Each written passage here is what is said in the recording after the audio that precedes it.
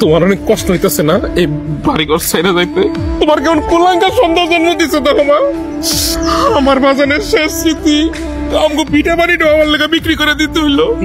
আমার কাবিনের টাকা নিয়ে তোমরা ভাগাভাগিও কইরা ফেলছো।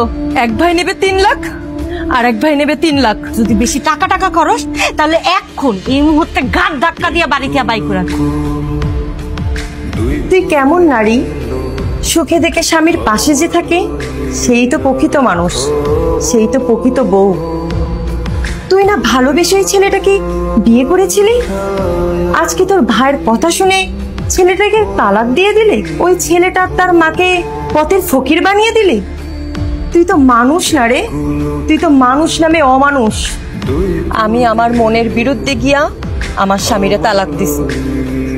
আমার ভাই ভাবি ওরা সবাই মিলে আমার কাবিনের টাকার লোভে পইরা আমার দিয়ে সব মিথ্যা কথা কওয়াইছে। আমার স্বামী মুমিন চোর, ওদের কথার তালে পইরা আমি সব মিথ্যা কথা কইছি। আমার কাবিনের 6 লাখ টাকা পাওনের লগে লগে আমার উপর অনেক অত্যাচার শুরু করছে। জোসনা যা কইতাছে তা কি সত্য?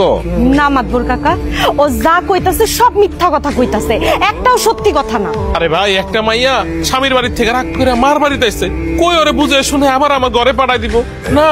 আমার বাড়িতে না পাঠায় জোসনারে তারা উল্টা পাল্টা বুঝাইয়া এমন কান ভারী করছে, কইরা আমার বিরুদ্ধে তারা করাইছে যেন আমার তালাক দেয়।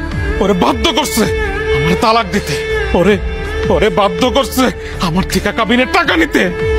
আর তুমি যে কথা কইতাছো তার কোনো প্রমাণ আছে তোমার কাছে? কি প্রমাণ আছে তোর কাছে? হ্যাঁ মাদ্রাস চাচা, আমার কাছে প্রমাণ আছে। মোবাইলের ভিডিও দেখে যা বুঝলাম, তোমরা দুই ভাই আসলে একটা জঘন্য মানুষ, সেই সাথে তোমার বউ